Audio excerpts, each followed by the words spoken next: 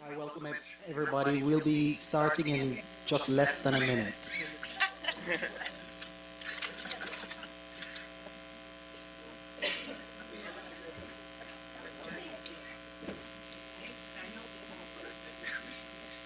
Thank you, everybody. Thank you for coming this evening. First of all, just let me offer the apologies of Dylan Rollins, who could not be here. Dylan is the director of the Center for Latin American Caribbean Studies. Okay, louder. All right, good afternoon, everybody, and welcome. I would like to begin by, first of all, thanking the Center for Latin American Caribbean Studies for this incredible space, and that we don't have to pay for it. Today's program is part of the Spring 25 Caribbean Initiative, a series of events that seeks to bring together faculty, students, and the public for public events, workshops, lectures, symposia, and other events that highlight the scholarship on or from the wider Caribbean region. I would also very much like to thank my dean, Julie Mostov, who is here, and thank you for your support as well, your presence. Distinguished friends, scholars, students, community friends, or family who are online. Today we're exceedingly fortunate to be privy to this meeting and this forum, this scholarly and collaborative event. And to be privy to this conversation between two very eminent scholars that I am so privileged to know, Professor Emeritus Hubert Devonish and Professor Shondel, Nero. The two share several things in common, as you will gather from my introduction of them. So Professor Devonish is a Guyanese linguist who has spent his university academic career at the University of West Indies, Mona campus in Kingston, Jamaica. Through his tireless research, Devonish illuminated the complexities of Caribbean Creole languages and has championed their rightful place in academia and society. He has taught and researched in multiple areas of Caribbean linguistics and is best known for his work advocating for the official recognition of Caribbean Creole languages. He's best known for his publications, which are Language and Liberation, Creole Language Politics in the Caribbean, Talking Rhythm, Stressing Tone, Role of Prominence in Anglo-West African Creole Languages, and Talking in Tones, a study of tone in Afro-European Creole languages. Professor Devonish has received numerous accolades and awards. Most recently, a few months ago, the Distinguished Linguist Award from the Society of Caribbean Linguists at their meeting that was held in Guyana. An award that he received, and along with no other than our co-host and moderator for this evening, Professor Shondel Nero. We're in good company.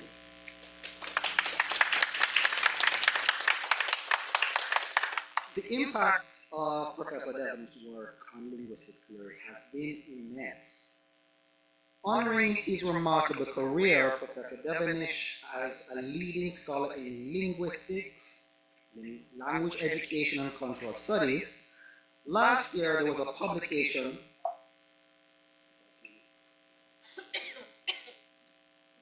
thank you, Sound of Advocacy, Language and Liberation, which offers us a representative thread addressing critical areas of academic and social responsibility through an exploration and analysis of theoretical and social cultural concerns. More than just a collection of academic contributions, Sound of Advocacy serves as a tribute to Professor Devonish, his dedication to intellectual inquiry, social justice, and the advancement of Caribbean languages and cultures. Thank you so much for making the journey, Prof. Devonish. Prof can elaborate a little bit more in terms of getting his USCs and all the hurdles that he had to jump into here today, especially at this time that we are. So I appreciate your presence greatly, sir. Dr. Shondel Nero, Professor of Language Education in the Department of Teaching and Learning at NYU Stern School of Culture, Education, and Human Development. Steinhardt. Excuse me. She is an applied linguist whose research examines the politics, challenges, and strategies of educating students who speak and or write Caribbean Creole English, World Englishes, and other vernacular varieties of English. A native of Guyana, again, transnational scholar Professor Nero has extensive research linguistic and educational experiences of speakers of Caribbean Creole English in the United States, the Caribbean, as well as related issues of language identity and language education policy. She is the author of 4 books, and her work has been published widely in prominent peer-reviewed journals. Professor Nero is the inaugural recipient of the 2026 James Altis Prize for Outstanding Article in Research on Language Policy and Planning Educational Context, and her work as a Fulbright Scholar at the University of West Indies that she did between 2011 and 2012. As I said, she was also last year's recipient of a Distinguished Linguist Award provided by the Society of Caribbean Linguists. Again, thank you, Professor Nero, for collaborating and sharing this event with you today. Could we have a round of applause for both of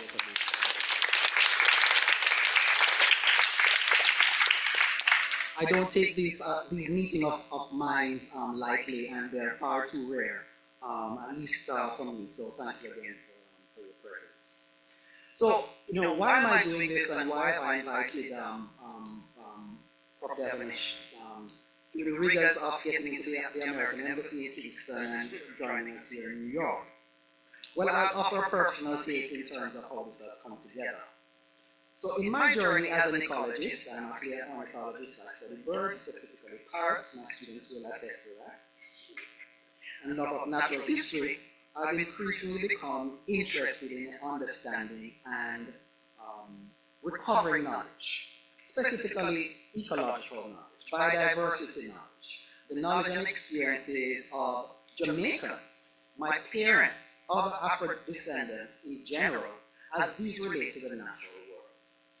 This specific interest went into overdrive at the very end of the COVID-19 pandemic in 2021, when my dear mother passed away suddenly in Kingston, Jamaica.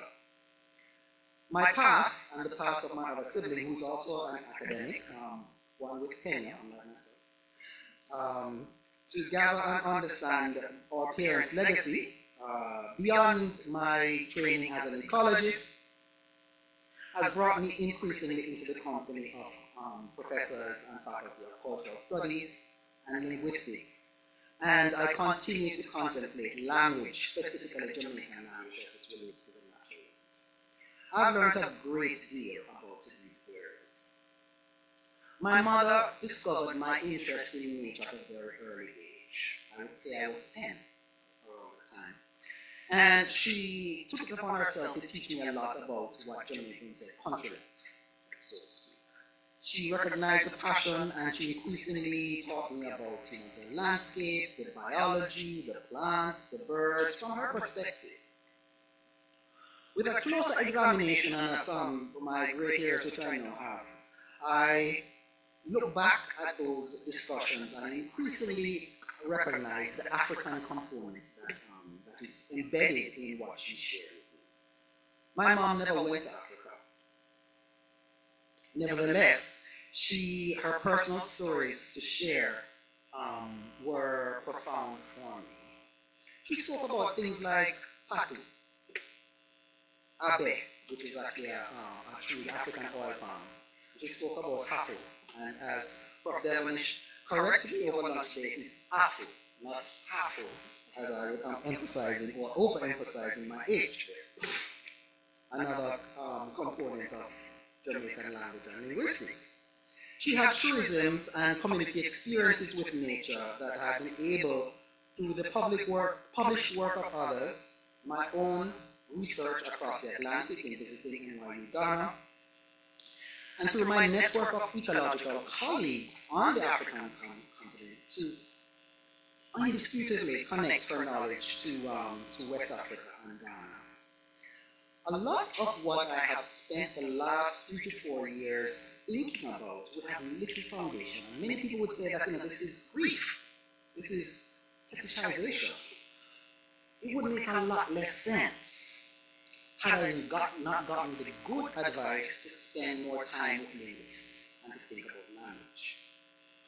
In the words of Jamaican Professor Anthony Bowes of Brown University, the director of the Center for Studies of Slavery and Justice, for Black lives, this is a quote, whether it be in the United States, the Caribbean, Brazil, South Africa, and other sections of the African continent, the question of archives is central. It is central not just because we, Afro-descendants, have untold stories, have hidden stories, stories that are not told in the mainstream, but the question of archives is also central because if we want to tell new stories, certain type of stories, we have to find new archives. We have to rethink what an archive might look like and what might actually be called an archive. I am thinking about the Black Atlantic, ecology, and looking through at the lens of linguistics at birds, thinking about the voice of rural seniors and centering their awareness of the natural world, using birds as an archive. Through the voice of seniors, I've been able to reveal many things in terms of early African life in Jamaica, and also think about discriminatory roles and functions of language through and beyond colonial Jamaica. Let me just give you some examples of what this looks like. So the language is inflammatory, but is original. So here we have a bird on that side, and at the top of the screen is the mostly lost, but the Jamaican and Caribbean name for the bird. And it had several other names that you can see here: Jewbird, Blackbird, Tipsbird, the Black Witch. But, when we think about this bird through the lens of my ecological background, this is a bird that would have been very common in sugarcane. It's a bird of the plains, of the coastal areas, and in grasslands, in savanna lands, in sugarcane it would have been very common. We can really ask the question who were colonial Jamaicans talking about when they used these different phrases and words to describe this bird? What did they think of their lives? What about these birds elicited such strong, visceral, and negative connotations? And how do we understand that these names offer a window into how people were actually projecting certain things onto these birds?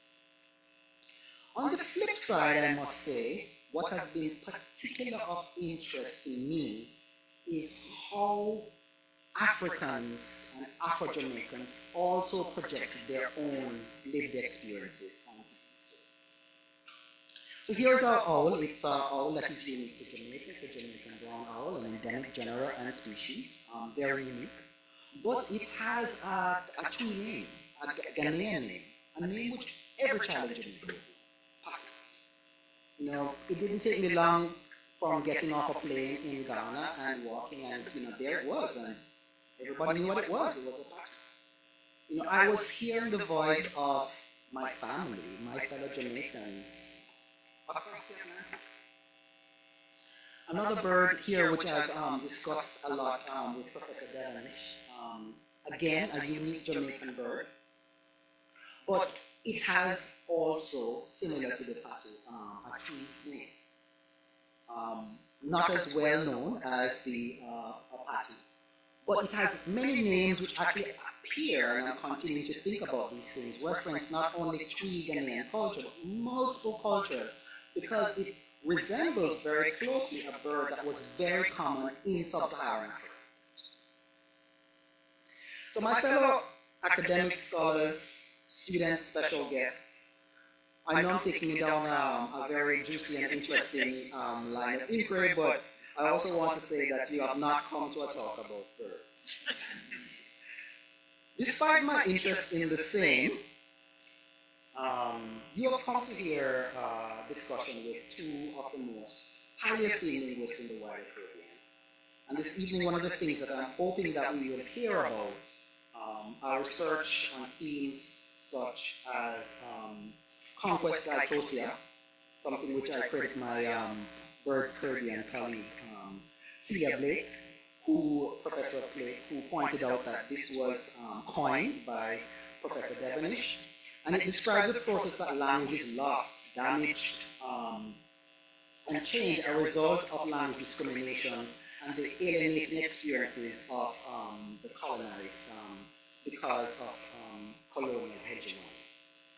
Both Professor Devonish and Nero will discuss what and how Creole languages embody resistance, I hope, but they will talk about that. And how difference between languages of the enslaved and the panther class might be understood as act of identity preservation on both sides of the spectrum. Intergenerational remembering, and also perhaps a restorative practice of restorative justice. Friends, faculty, everyone, please join me in welcoming our very own Professor Shondel Nero of Steinhardt and Professor Emeritus Hubert Devonish of the University of West Indies. Welcome both. Please join us.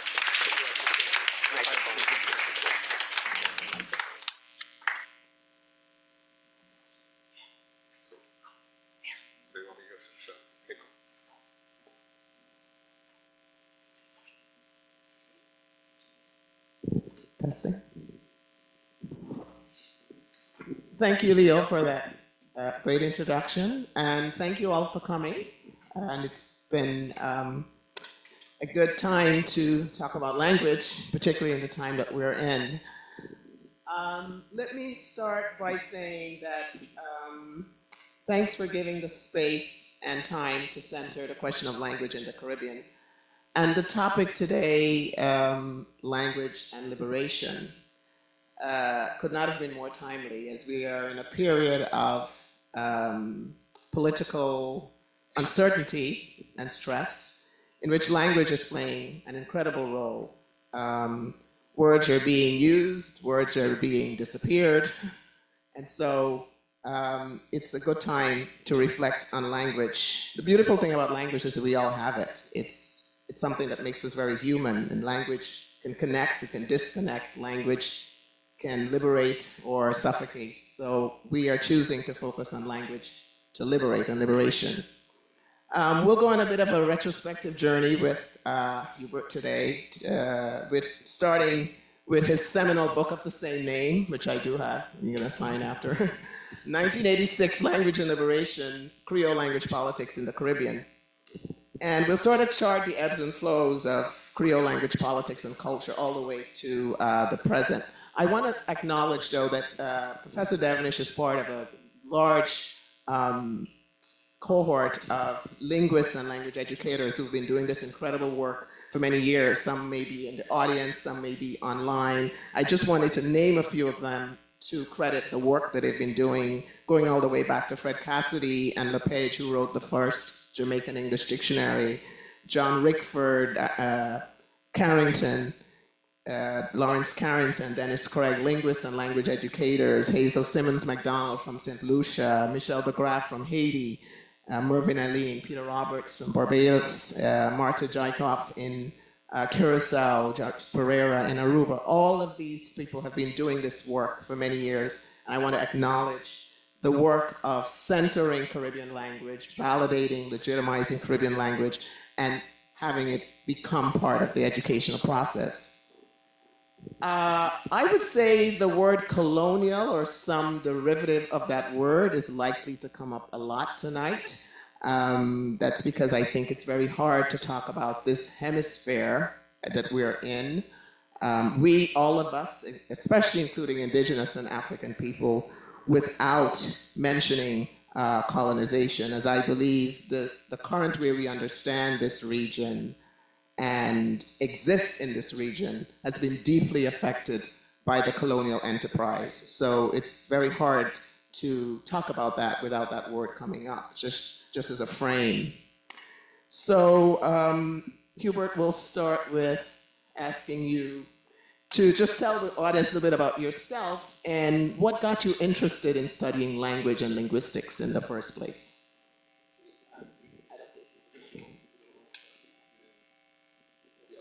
I'm not technological, as you can see. All right, cool. Well, anyway, thanks for having me, first of all, and back at NYU again, because in '97 I was here as guest of linguistics, John Singer, Renee Blake, etc. And so, microphone closer. Oh, and right, I'm saying, thanks for having me back again. I was here 1997 or thereabouts, a guest of John Singer, Renee Blake in linguistics, and so, never figured I'd be back here again, but here I am. So, that side of it. And you ask about the question of how well, first of all, a little bit of context, because if you know anything about Georgetown, you come down to St. John Road, through the cemetery, you go down, you hit the police outpost, you turn left to East Rumble, where she comes from, you turn right to where I come from. He's talking like if you all know where these places are, right? He just put you right into Guyana, where we're both from. The two of us Skene people, we come from Skene. East people, them got, West people though, they're kind of less than normal, but still Skene people, right? And then me now, you turn right, and the first street you can drive a car upon, you turn left, and 2 buildings down, Fatna West Rumvelt, and me is Miss Devonish son, and opposite is the Chinese shop, right? So anybody who knows anything about the place and time, that is me. So I'm saying that because to give you context, as far as I'm concerned, I am that person. Now, she's asking me about the book and all them other things and so on. The book right long ago. And 1986. Well, it actually was written, a little story that it was actually written finished in 1984, more or less. I then went on, and it's important because I want to specifically make reference of the publisher, Buzz Johnson, right? Went to the UK, and then doing work on tone, actually, some of the other stuff that you see there.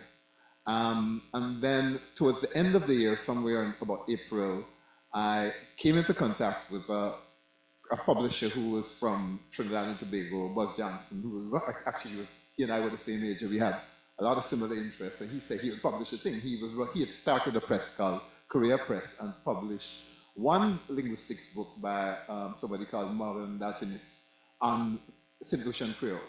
And I kind of said, well, okay, you want to publish this? And he said, yeah, bring it down. And I carried around the manuscript, because in them days, you used to type. I had an electrical typewriter and carry the stuff around. And he said he was interested, but I had to do a chapter. But I realized that I needed a concluding chapter. So I distinctly remember I was leaving the UK in July, and at the end of July, and it must have been something like the 25th or 26th of July, I carried the last chapter, or chapters, the one that covered Grenada and the more recent developments and so on.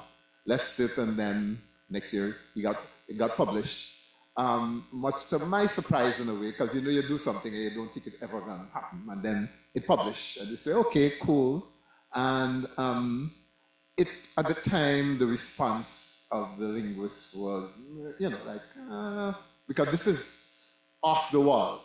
This kind of issue about politics and linguistics at the time was not fashionable amongst my Caribbean colleagues, because as far as they were concerned, and I actually am quoting one of the linguists that Shondel mentioned, I wouldn't say who, that it was the role of the linguist to serve the directions that the society, i.e. the state, had laid down, and that it wasn't our role to question and to tell them what they should not do. Well, I didn't agree with that. The person who said that taught me, but I didn't agree with him, so I said, go to hell.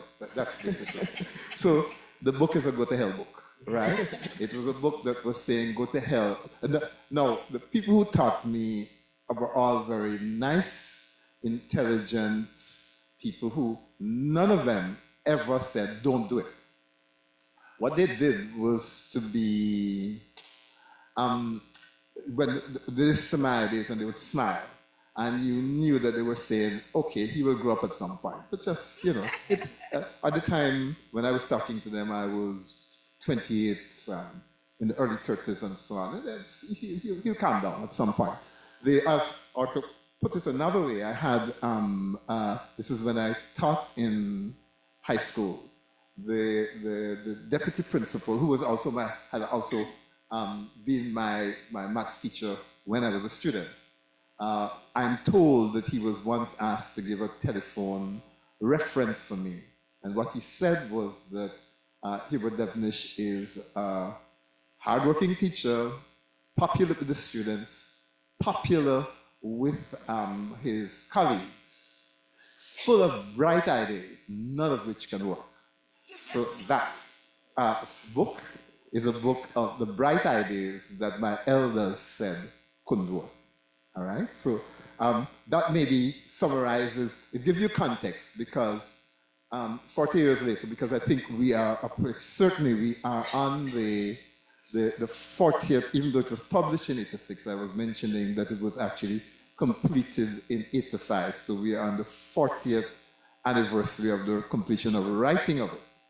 So I've kind of been lucky enough to live long enough to see that, well, you seem to be gathered here thinking that there's something inside there can work. So to my elders, most of them still alive, fortunately, I'm saying, yes, I had these bright ideas. They didn't appear to work at the time, but I guess that my role, and this is what, switching now, to say, I don't particularly, obviously the ideas of the book were written by somebody named Hubert Devonish 40 years ago. I am not that person, right? I am I know that you think I'm the person, but I know I'm not. I'm a different person now. And the person that I am now would be, as it will come up later, somebody looking at the opportunities that exist right now, the problems of getting it done, moving forward on the language question right now, and how now this Hubert Devonish, the one who is alive now, for now at least for this minute, will try to, what I'm going to do next week and the week after next, because it's that urgent, right? That I find myself in a situation, I'm retired, at a situation not of my making, where I actually have to be doing stuff that is of very high stakes, and I'm figuring out how the hell I'm going to do it. Because the joke is, I was chatting fact when I was young. I'm an old man now, and I have to do what I was chatting. And that, for me, is my problem. Not yours, but mine. Okay? Cool. I don't know if I, in any way, I answered your question. Well, you got into how you got into the book, and that's all right, because even though you said you're a different person now, we're still going to dig into those ideas, because those ideas are still alive now. So let me put it this way. I will quote something from the book. In the book, you said that at the time, as a late 20th century scholar, there were two contemporary issues that were top of mind at the time. One was, and here we go into the colonial question, what were the means by which it would become possible to free Caribbean countries from external and political control?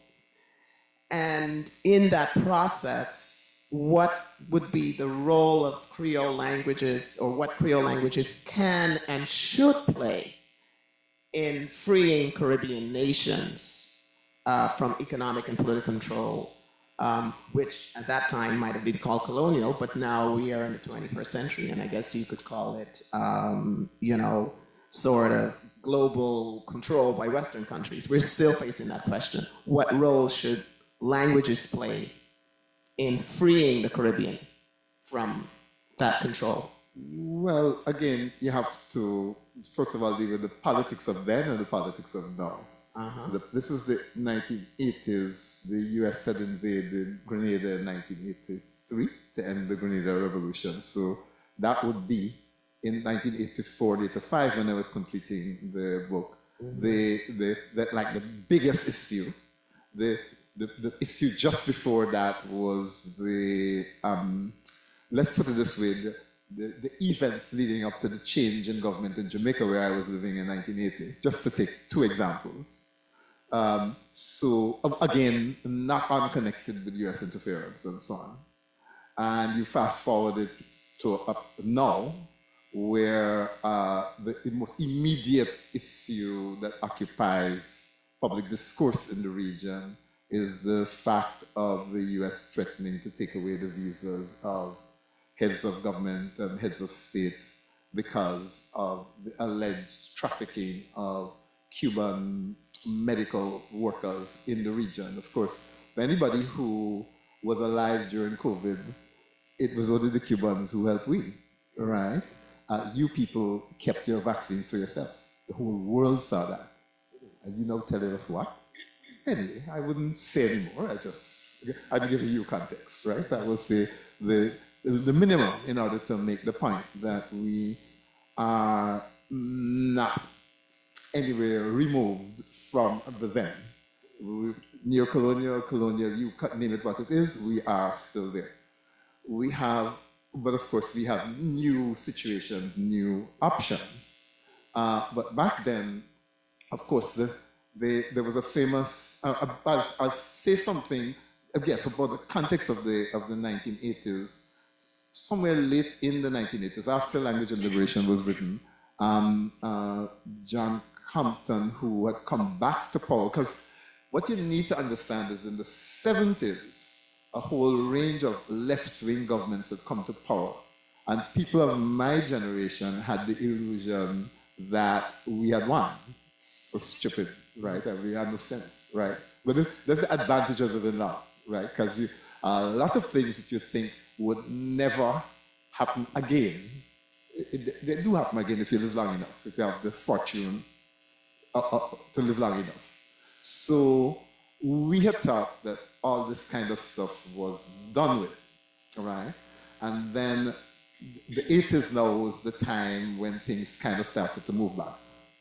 And so in that, this is a framework now where I was reflecting, say for example, on the Grenada thing and saying they should have done more, because I had been in Grenada briefly and had tried to raise the language issue, but didn't really get much traction as an example, but felt that it was important. And it was an important way to get people mobilized, to feel that they had a stake in the state, because all of the kind of, even we have all this, we had a lot of left-wing, radical, revolutionary political debate carried out largely by intellectuals like myself in English. We did a bit of sloganeering in Creole, but that was about it. So I felt at the time, of course, that you can't really reach people in a language that is not theirs. You have to move, and that I kind of felt that the reason why we went backwards was that the mobilization and the radicalization was superficial. It was sloganeering. The only people who understood what was going on were the top downs, right? The people like myself, the intellectuals, and so on. So that was the framework. Because my PhD thesis, for example, it was this one here. Both of them had translations into Creole, but it was this one that had a translation of a left-wing political text, right, written by one of the leaders, I think, of the Working People's Alliance at the time. They tried to say, hey, we have to get these ideas to people in a language that they can understand. So I would say that the core of the Language and Liberation writing wasn't even directed at the establishment, it was directed at the anti-establishment who had failed to take the language question into account.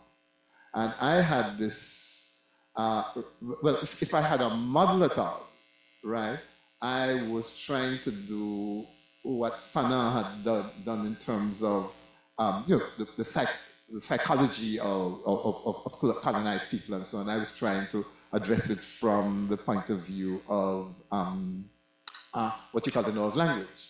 And I was very pleased. One time I met Marceliana Morgan, who used to teach at Stanford, and she said that she had carried a group of students to either Oxford or Cambridge University on a summer program.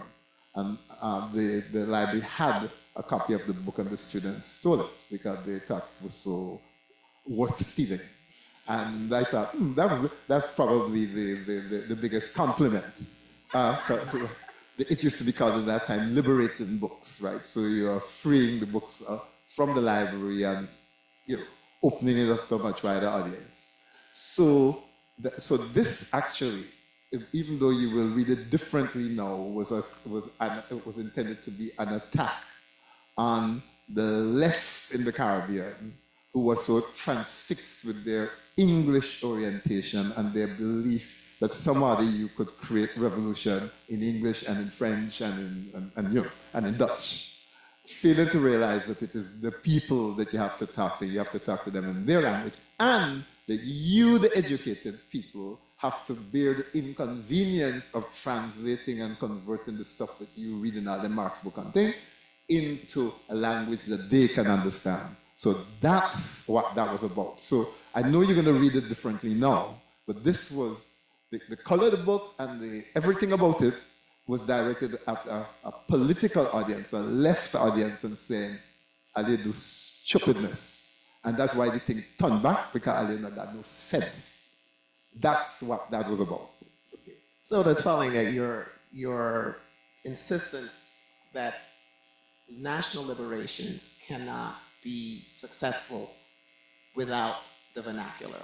Right, and that was directed, since you're the Guyanese, that people, even though you've done that already, people like Walter Rodney and all of them, right? Because you go to the meetings and they're telling you all about the neo-colonialism and the class this and the dialectical materialism and the anti-this and anti-that. Everybody going, yeah, they know one pope would say, right? So, no, and it used to annoy me. So it wasn't, so the revolutionaries of the period, say somebody like Walter Rodney would be 9 years older than me. I had the kind of generational misfortune to be too young to be around when all the action take place, right? So in the major events of the late 60s and early, in particular, and even 1970 in Trinidad and so on. So 68 was the Walter Rodney events where there was a major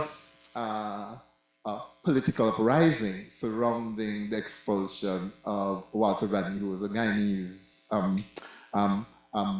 lecturer in African history from Jamaica, and that led to a whole range of social changes that took place in Jamaica, including the change of government in 1972 and so on. So most Jamaicans date their coming of age politically and so on, and the assertion of the rights of black people or dark-skinned people in Jamaica to the 1968 thing. And then in 1970, the university students in St. Augustine then were the catalysts for the Trinidad Revolution, including a military uprising and that kind of stuff, which failed, but again, big action.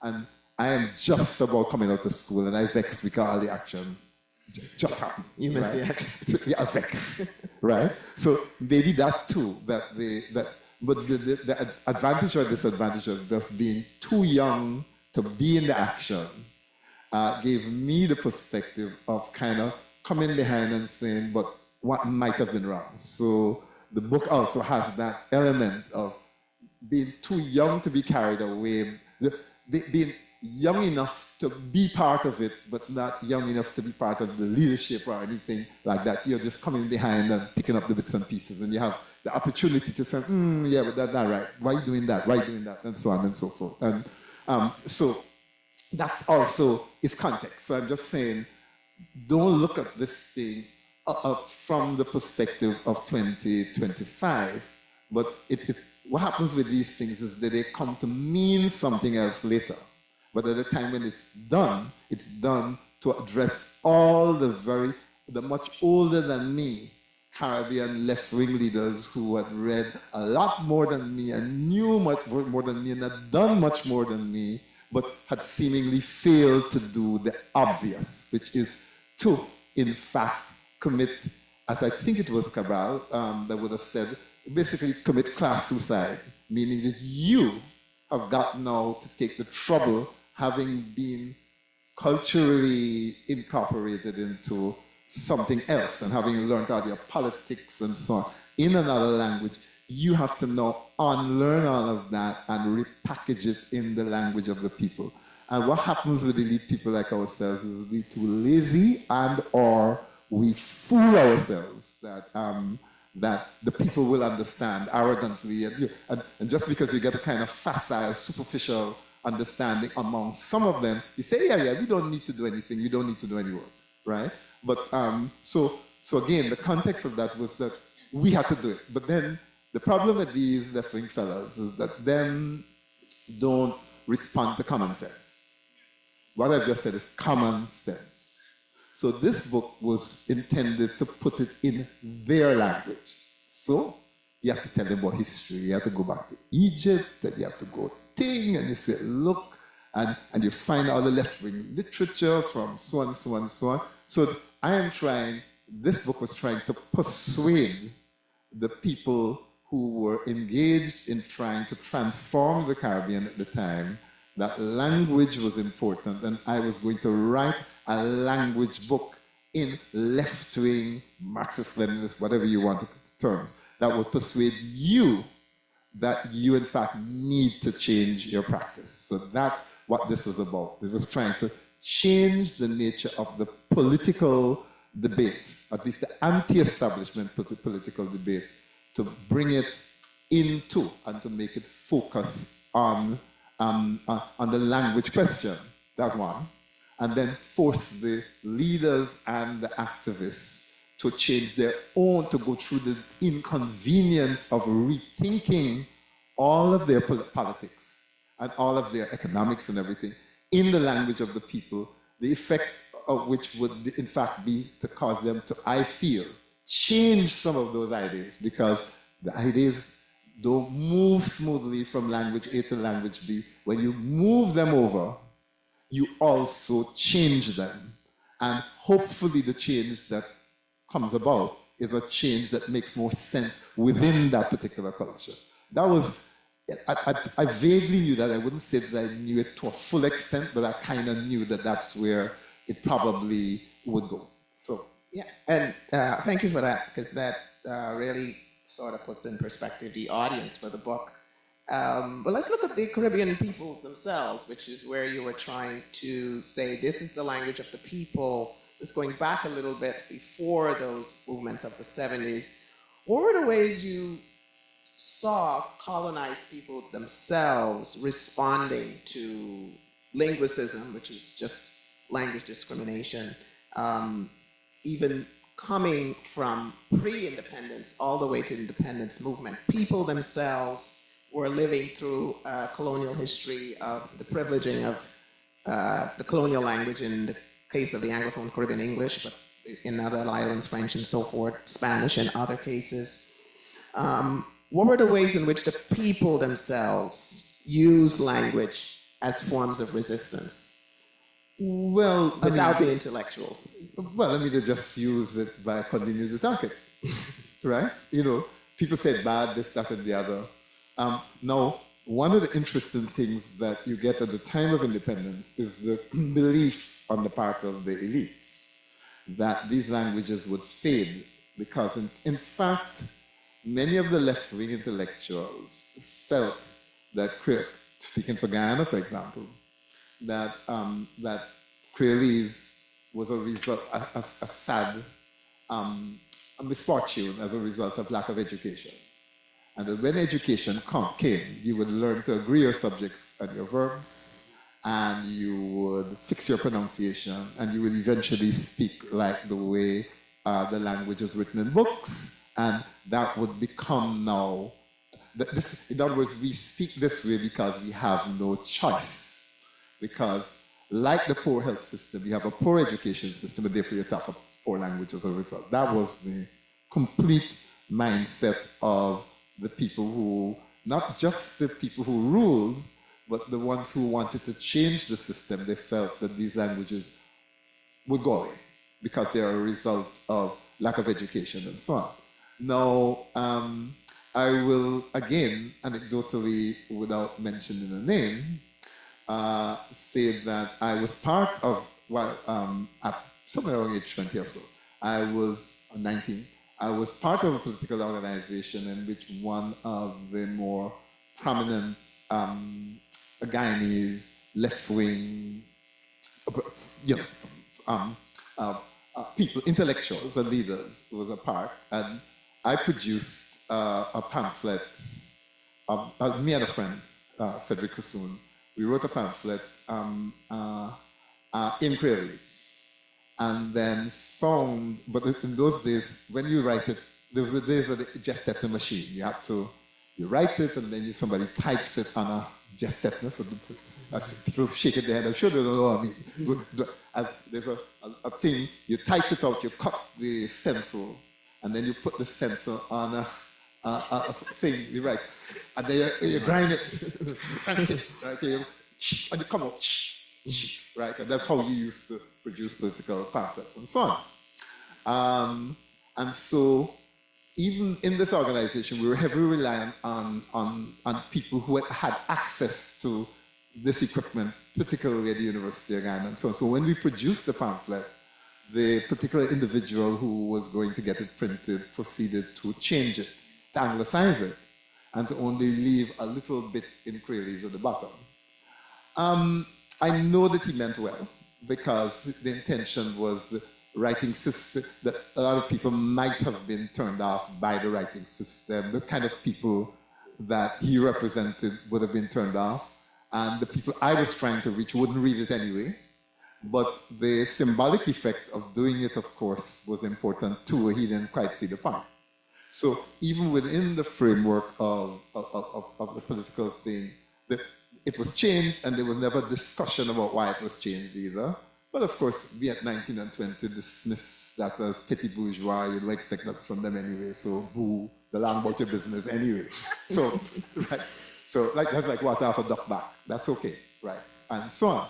So the point I'm making is that the resistance that was coming from the ordinary people was that they ignore all of that and continue about their business. Now, in the Commonwealth Caribbean, the former British colonies, excepting St. Lucia and Dominica, there wasn't in the 70s a very strong discourse that was explicitly about language. Now, I'm saying except for St. Lucia and Dominica, because St. Lucia and Dominica have a French Creole, French lexicon Creole. There's a lot greater language awareness. So when the political mobilization took place in St. Lucia and Dominica, there was a move to do political publications and so on in Creole and to talk about it and for it actually to be part of the politics of the country. So that in 1979, I think they developed, in the case of St. Lucia, once the St. Lucia Labour Party came to power in 79, I think, they proceeded with a seminar to develop a writing system for the language, though that got stalled, but at least there was some amount of explicitness about it in St. Lucia, Dominica, obviously for similar reasons in Curacao and Aruba. Historically, they've had a lot of discourse about that, but within the ecology of Anglo-Creoles, Creoles of English lexicon operating within the former British Caribbean, the dialect status of the language, meaning that the notion that it was just a dialect of English, right? Yeah, just like Yorkshire dialect or Cockney or anything of the sort, it's just uneducated English. You know, it will disappear when decent education comes about and so on. That was the approach. And the view from on high, the folk below didn't, to the extent that they are exposed to formal education, would have accepted that too. But in spite of whatever propaganda was happening, they wasn't stopping talking their language. And now the intellectuals said they created a famous thing called the Creole Continuum. And they said that in this Creole Continuum, different people were on stages of acculturation to European culture. And that the middle class were here, and this one was there, and that one was there. And they produced descriptions of speech, which they say approximated people's social status. And that in the end, with more education, everybody would move up to the top. Well, I entertained myself quite a bit by listening to or looking at the TikTok posts from both Jamaica and Guyana, right? All of which are in forms of Creole 40, 50 years later by people who are a lot better educated than were the case 50 years ago. I noticed no difference, right? In fact, I would say in the Guyana case, when I judge the social, the guests, so when I guess at people's social background, when I see and listen to the language that they're producing, at least in these performative contexts, they are a little bit more Creole than I would have expected 40 years ago. So what's happening is that put aside the formal thing about what people think and will tell you, their behavior is different. And what we've had over the time in both Jamaica and Guyana is a reconstitution of a national identity around language that is expressed in practice. Even if when you ask people, they say, oh, it broke up and it not, but their behavior basically undermines whatever they might say to you negatively about their language. Of course, the linguists know about, sociolinguists know about covert and overt prestige. And so there's a high level of covert prestige. But of course, here's the new thing. 40, 50 years ago, there was no TikTok, and there was no Facebook, and there was no this, and there was no Instagram, and so on. And now you've got people who make their living on a daily basis by performing in these languages to an audience that speaks it. So that, you know, what used to be, remember how English emerged and the European languages emerged as standard languages? That you had the invention of the printing press. And when the printing press emerged, what you had then was the possibility to mass produce language messages. And if you're producing language messages for the masses, and the printing press is a mass production facility, the majority of people don't speak Latin, and in England they don't speak French. Therefore, they can't read it. So you have to publish in the vernacular language. Fast forward it to now, our mass digital machinery. We have the same effect amplified multiple times more. These powerful pieces of equipment that can communicate with everybody in their beds everywhere and so on. Who the hell communicating to anybody in English? And so suddenly now, you have a machine that is there capable of mass producing messages for a market for pay, because we're operating in a commercial thing, you're entertaining, communicating, and so on. Then naturally, just as happened with the printing press, which is that the printing press ended up producing romances and novels and so on that supposedly at the time in the 15th and 16th century supposedly caused the masses to waste their time in useless entertainment. I'm quoting some of the critiques of mass production of literature for entertainment, because up until then, literature was for uplift and for religion and philosophy, and then suddenly people are writing romances, and Chaucer is writing slackness and so on. You know, slackness meaning vulgarity. All of that came about because of the mass production component. And we're having the same thing now with oral language. And so what we're seeing is, in the Jamaican case, of course, earlier on, through music, and the thing. This is actually giving you the bits and pieces of an unpublished book that was supposed to follow this one, right? That was looking at the impact of technology on how we are developing, or were developing, a sense of linguistic identity. So the answer to the resistance thing is that even we gotta, as some people talk about double consciousness, we can tell you one thing, but our actions speak louder than, I should say our words speak louder than what we tell you that we believe it, right? Kind of thing. Yeah, I mean, and those contradictions is that, to me, that's one of the biggest colonial legacies, right? This, what we claim publicly as our language and what we practice as our language, and ideologies about privileging one variety of our language versus the other, is sort of this, Brash Kashu calls it attitudinal schizophrenia, where we sort of love and hate our language at the same time, the vernacular. So do you see these contradictions getting in the way of liberation struggles, the very people that using the languages in the Caribbean having these conflicted, some might call it self-hatred, but this sort of love-hate of Creole, whether they are French or English-based. Was that helpful or interruptive to freedom movements in the Caribbean? The attitudes we have to our own language, our own vernaculars. Well, I think what happened is over time is you started with, if you want to call it, a resistance or practice. And then gradually, now this is where it gets complicated. The question in Jamaica, particularly, which is where I've been active, there's a lot of discussion.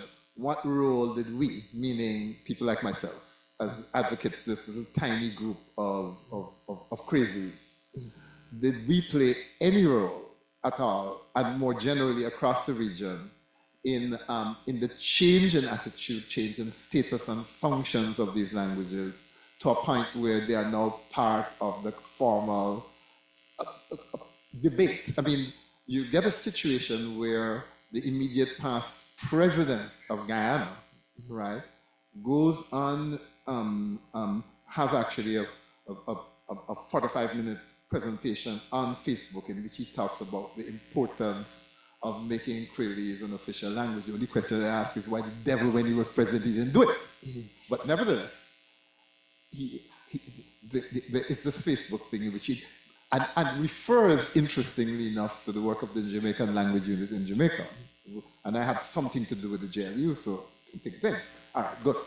But the point is that, so it has reached a point where people who either have or potentially have access to the state see it as an issue which they want to talk about. Or recently in the constitutional reform process in Jamaica, where there's a move to declare Jamaica a republic, that and the change in constitution, a group of linguists were invited to do a presentation to the Constitutional Reform Committee, including Celia Blake, who you just mentioned, and Joseph Farquharson, Kadian Walters, I think.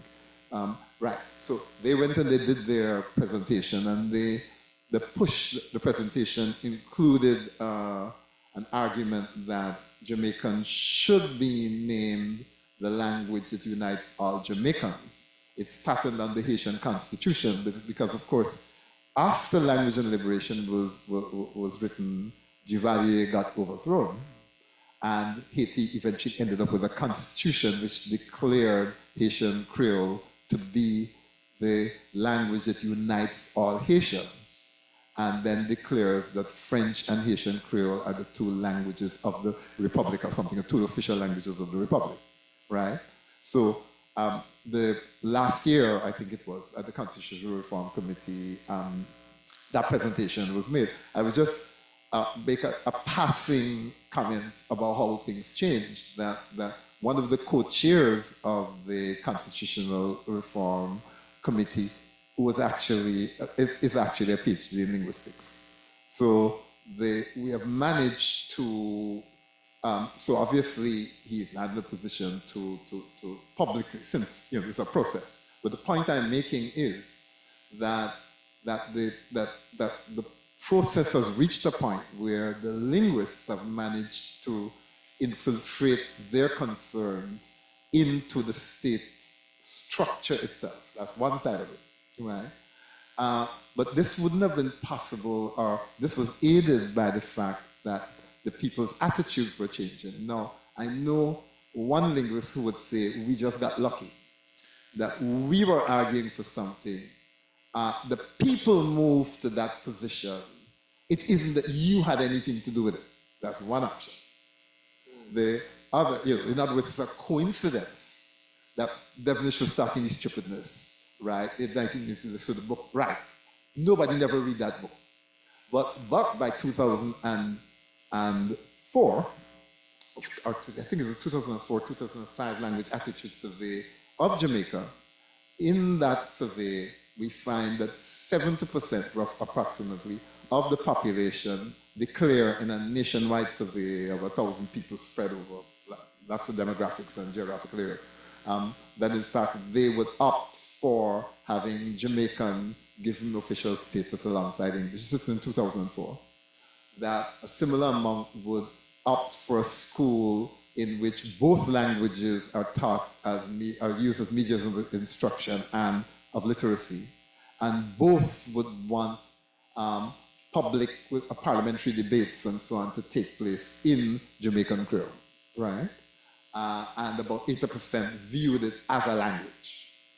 So now the question is, did it have anything to do with us, or we just get lucky? We was arguing this thing and people move. You can't prove it one way or the other, because you can't rerun history, and you can't do an experiment in which you eliminate the linguists and you just have the population or what have you. So we are left to speculate. But I suspect that that society is connected, and I don't see how I don't want to go into the details of how the Caribbean linguists generally, even the ones who are not as radical as I am, the roles that they played in changing gradually the attitudes of the educated classes, but then of course that seeps down. So the fact that you're getting a different kind of awareness coming from the top, along with all the other developments that are taking place at the bottom, I'm saying that together we move the situation forward. Now, chaos theory says that very, very small differences can end up with radically different results. If that is so, the fact that we were few and our efforts directed in particular ways doesn't mean that our efforts were not important. And it doesn't follow that in every situation, because we know of indigenous languages and Creole languages that die. So the fact that at the time of independence, all the experts said that these languages were going to die with the coming of education and so on. And in fact, 40 years later, they don't die. They are very strong, extremely vibrant. My argument is it can't just simply be that magically the people have this consciousness. Yes, that was part of it, but it was the other people who did other things were part of that too. And so what we're looking at as a phenomenon, the survival of these languages and their vitality was not inevitable. And therefore you cannot turn around and say, it was going to happen anyway. At least that's my take on it. And well, we were right into the next question, which is, you have said that you can't have any language, talk now about language and education and language policy, because it's in education that has had the strongest point of contention around language. And that was one of in my work, I've talked about 4 pillars of the colonial legacy. 1 is social stratification, 2 is language, 3 is identity, and 4 is education system. Because the education system throughout the world is the chief enforcer of colonial ideology, in my view, and language is one of the chief ones. And you have said that you can't have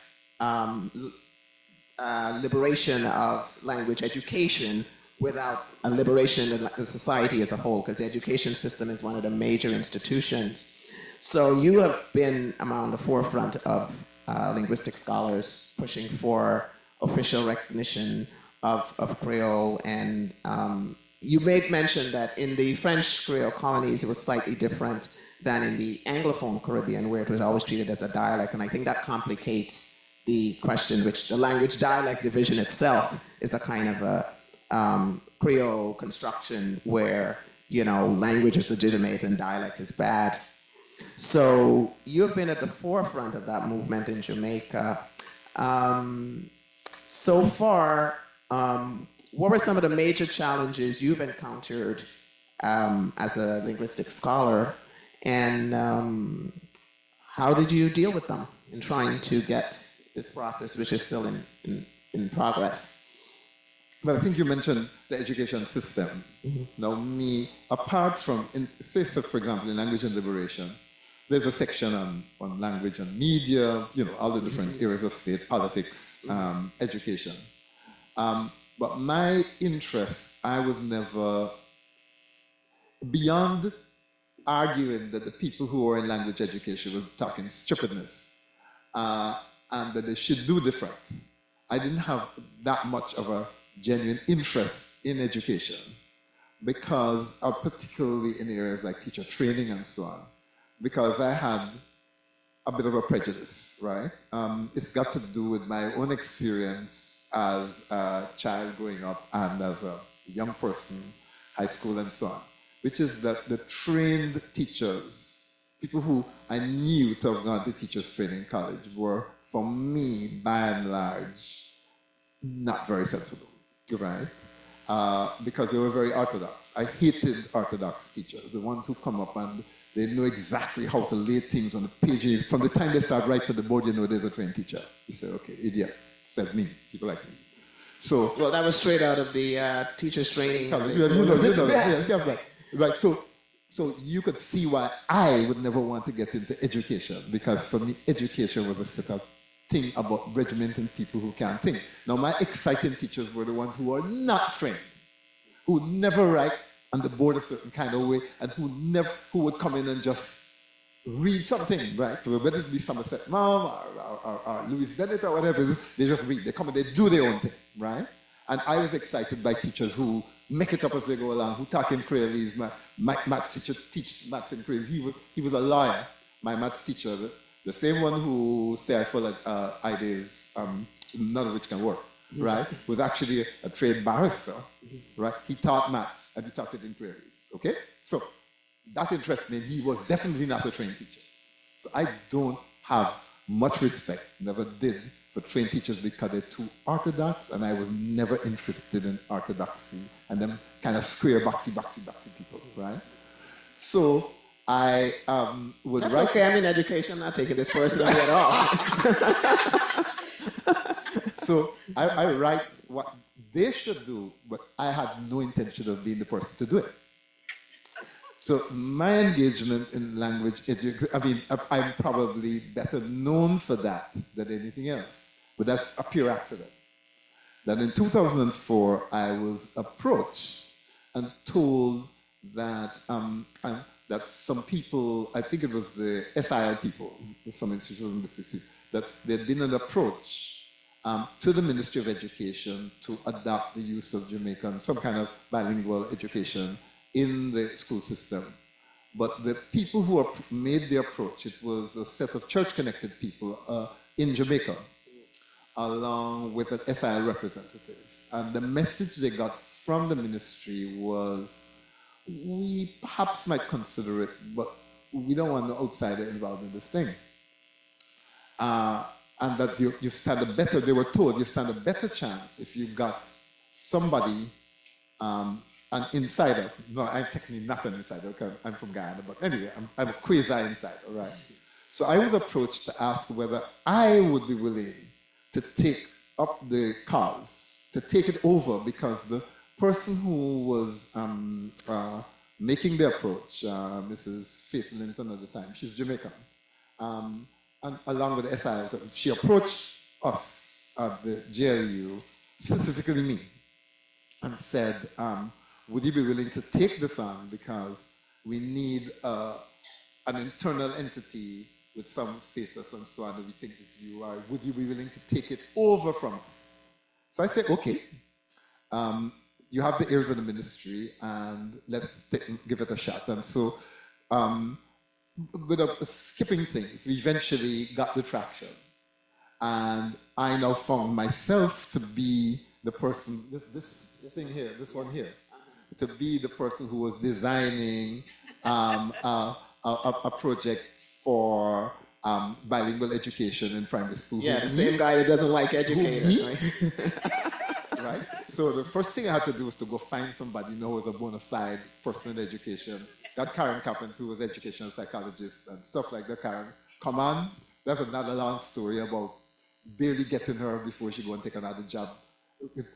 By minutes, I managed to get the contract for her to come work with us and so on. But that's another story. But the main point is that but what then happens is in for a penny, in for a pound. Once you get into it, you have to work. And so I get sucked into the language and education business now. Me, right, who think that training teachers is the most thing. So anyway, so that's a story of my involvement. I did it because there was nobody else to do it.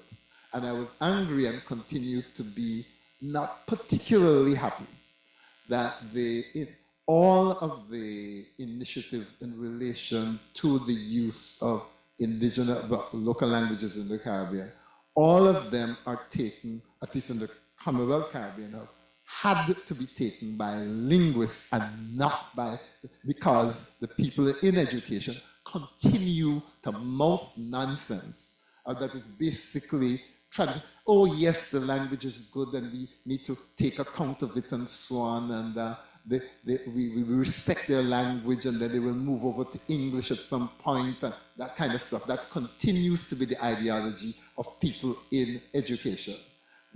When you try to, some are overtly hostile, and what those who are hostile do is that they say, they engage in stuff about language, with the language awareness. They say, oh, all we have to do is to make the teachers language aware and make the children language aware, and everything is fine after that, because then you don't make the children feel bad, and etc. So we don't need to do anything more. That's the versions of that, transitional bilingualism at best, and most certainly no reading and writing of the language. That's the official position of the people generally in education in the Commonwealth Caribbean anyway. Well, I would say in other, not just the Commonwealth, the other countries, except for Haiti that did have it official. But right, but then it's more complicated, because once the folk like me got involved, then there generated a certain amount of literature on the subject. And then now we get feedback, because here's what's happening.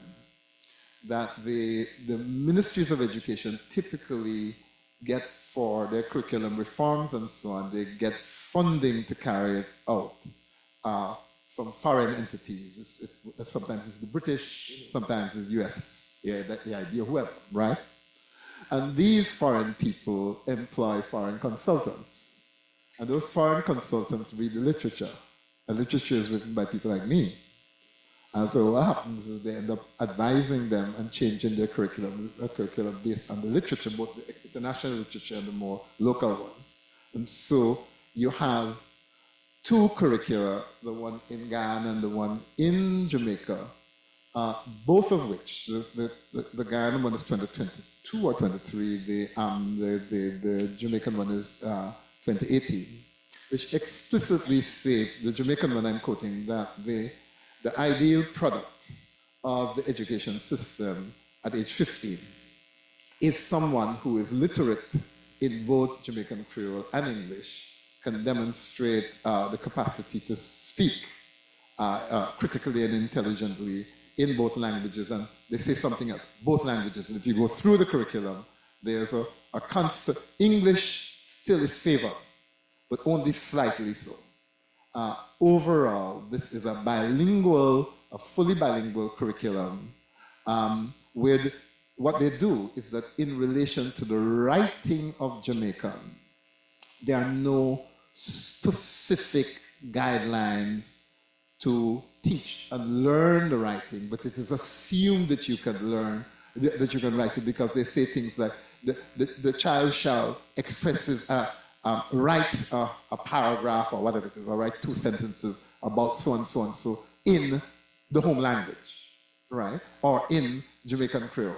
And then you will get something like, later on, the child should write the same thing back in English again. So they don't teach you to read and write Jamaican Creole, but there's an assumption that you can do so, because they're asking you, it's part of what happens. So there are no, what they call, specific objectives in relation to the reading and writing of Jamaican, but the reading and writing of Jamaican is a requirement in order to achieve the overall objectives of the program.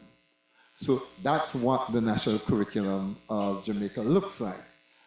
The one in Guyana is pretty similar. Now, how it got that way, and whether the foreign consultants had more specific objectives in relation to the written forms and so on, and that the local people then modified it. We don't. That's a subject for research, right? But the point is we end up now with the feedback effect that we have got language education policies which are very progressive. They lack the capacity for implementation, which is where we are going now. So when I say to you that I'm a lot more worried about where we about getting the job done, is that whether they like it or not, the curriculum to implement it requires literacy in both languages, requires therefore the support to teach literacy in Jamaican or Creolese or what have you. And now here's the other part of it. Whereas a long time now, the absence of resources from the ministry would immediately mean that you can't do nothing, because printing textbooks, producing a parallel Creole curriculum, it's a lot of work. And I don't know how many people you have qualified to do that. Right. Well, the thing about it, though, is that they are new. Well, the qualified, I mean, you got an English curriculum. A lot of that stuff is mystification, right? You look at the national curriculum, you look at the curriculum, it is pretty repetitive, right? It says, saying you do this, you look at what they have. And once you, even without, say for example, me, no, I don't claim to be an education person. What I claim is I have enough sense that if I see a curriculum and I'm trying to develop one that parallels the existing one, in other words, our approach is not going to be, we know better than them fellas, even though we think we do, but the point is, you know your competence. So your competence is not to write a national curriculum. But your competence is if you see one in English, you can get one in Jamaican that parallel. That's where I come in. That's where we come in, right? And whereas we are no longer necessarily depending on you, the government, to do it. You say the teachers should be doing it. There are ways and means now, and I'm saying specifically what has happened is with the advent of AI. Like, I'll tell you what we actually have been messing around with in relation to a nursery school curriculum in Guyana right now, is that we were able to take the curriculum for literacy in English and say, look, our job is not to determine what it is. The people don't decide, right? But it now has to be adapted for Wapichan, which is a language of the South Rupununi, an Arawakan language. And, but in literacy, of course, the problem is that the English literacy curriculum is based on the headache produced by the inconsistencies of the English writing system. Wapichan is written phonemically and as well has a much simpler syllable structure, so it's mostly a CV structure. Sometimes you get a CVN, and then like sometimes two consonants before, and it has a couple of long vowels. But as a linguist, I know how to deal with that, right? And so we're going to split it up in 2 years, so that the same principles of gradual progression and so on that we see in the English curriculum would take place. It's going to be easier to learn because of the absence of exceptions and so-called silent vowels in a word like MATE and that kind of stuff and so on. And that I'm not saying that it's going to be perfect, but that we are likely to have a working document, a draft document for the curriculum in about 2 to 3 weeks, and I have to do one for Creoles as well. Again, we are not creating the curriculum, we are creating a parallel curriculum for literacy for these languages given their writing systems, and that's the job of a linguist. We are qualified to do that. We can use AI, which means all the repetitive stuff that keeps coming up, the 200-page thing where a long time manually you will have to be putting this into this column and stuff like that. And so we expect to be able, within 3 to 4 weeks, for a nursery school curriculum to produce a draft, which would then now be tried out by the teachers over the next year, and we will learn what is wrong, what is right, get better examples and that kind of stuff.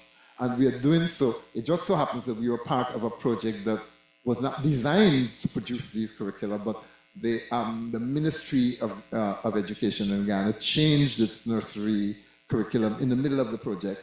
That would have been, once upon a time, disastrous for us. We wouldn't have been able to proceed. But the crisis created an opportunity, and we're doing it. Simultaneously, in the Jamaican context, we're working to create a master's degree program in bilingual education, which is designed, our situation right now is that we have the support of the Catholic schools in Jamaica, both the private ones and the public ones and everything, right? To implement, which is, I think they control about 10% of the schools in Jamaica. And the point would be that they can take that initiative because they have, in the way that they're governed, they have relative autonomy. And so the plan really is to get a master's degree in bilingual education that would be implemented by distance, in service. All of this is in-service teacher training. But in-service teacher training to implement the curriculum that exists. Now, this is where the system, or we beat in the system. That we never designed the curriculum, you put it in. But you put it in and then neglected to, perhaps deliberately, to train and to put the resources in place. With a little bit of maneuvering through adopting an approach which says you implement through training, but the training is in the form of a higher qualification which will create the motivation for the teachers to want to implement it. And that the teachers themselves will create the teaching materials to support it as part of their training. We are now kind of using the system, using the fact that we're university-based and training-based to pull this off. And the fact that whereas once upon a time now you need millions and millions of dollars to produce textbooks, etc., we are going to be able to produce digital versions of it. In the project in Ghana right now, the teachers over the past 2 weeks not only created big books in the 2 languages in Creolese and are in the process of creating big books for the nursery school children in Creolese and in Wapichan, but using the various the AI tools that now produce graphics and visuals. So they're creating the visuals for the big books as well, where before you had to employ a graphic artist, etc. So our approach, I would say, at this particular point now, is kind of the opportunities provided by the technology and the gaps in the curriculum, perhaps deliberate gaps in the curriculum, but the fact that the overall curriculum is on paper, bilingual, means that you can move the system forward without the need for official ratification by anybody.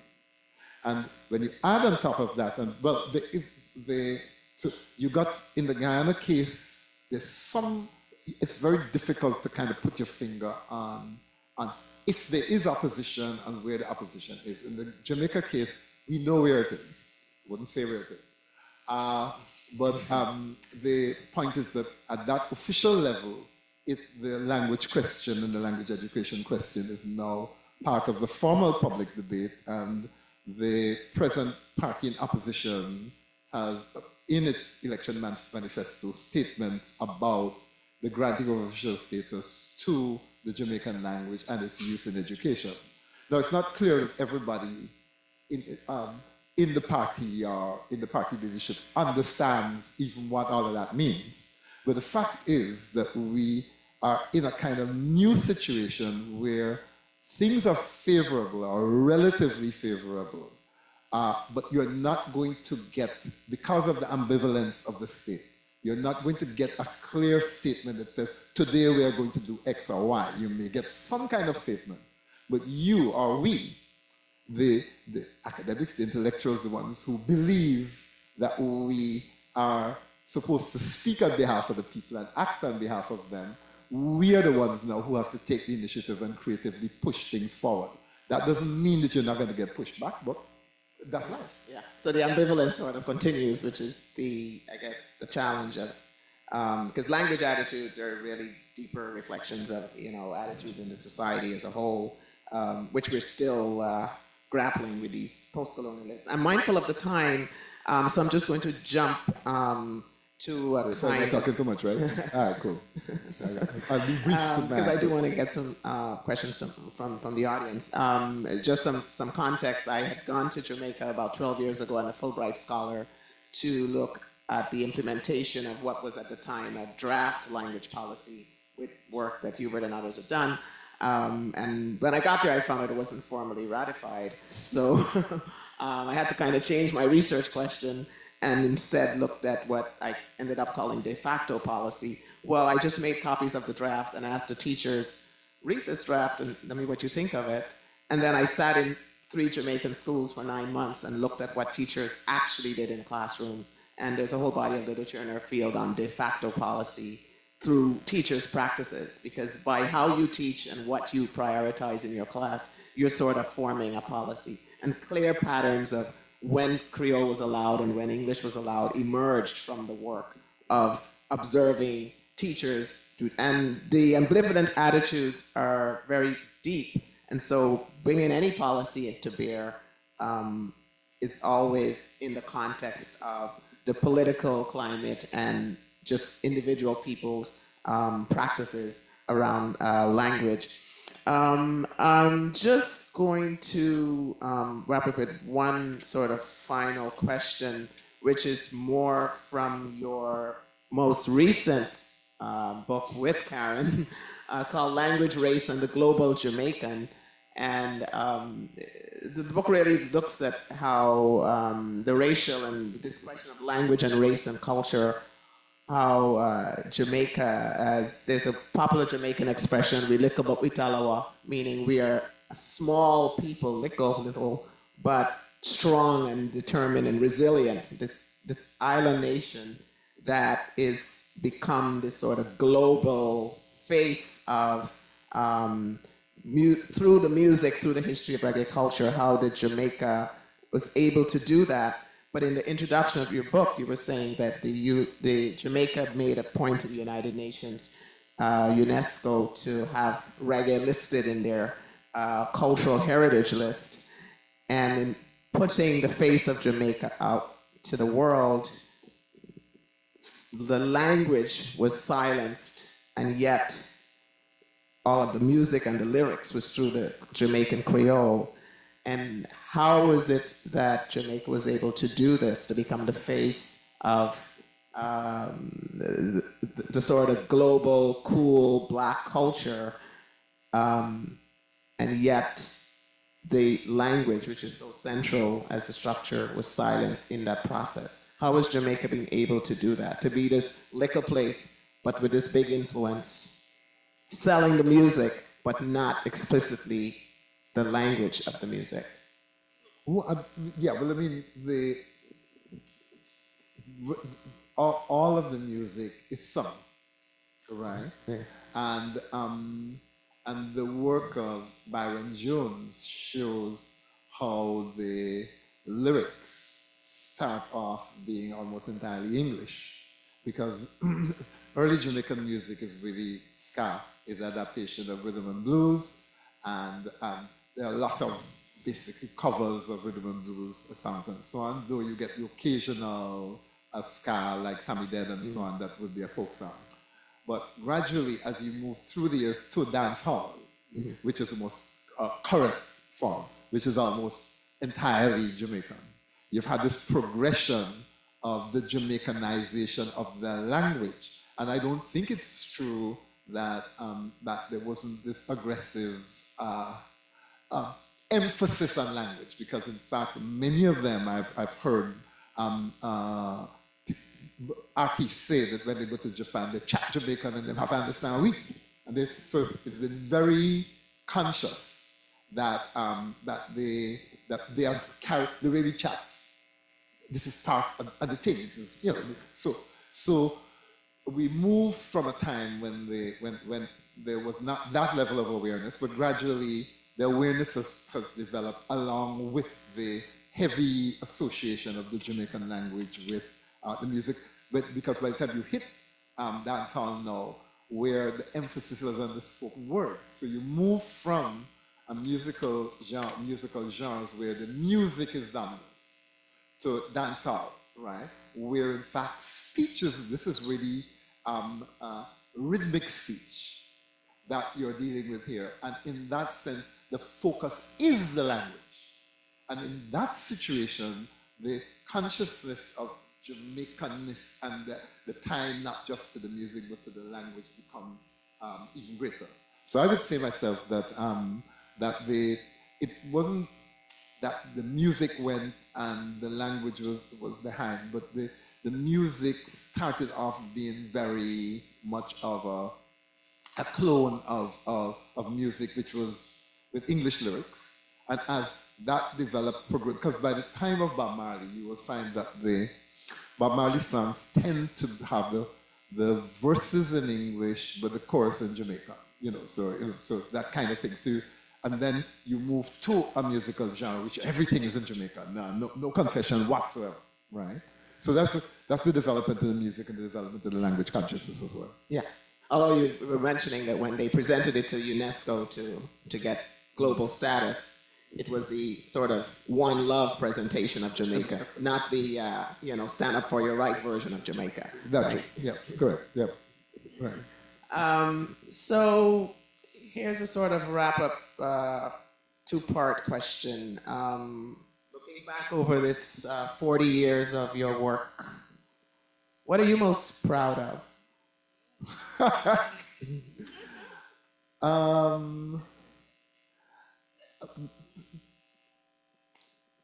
I suppose the answer is nothing.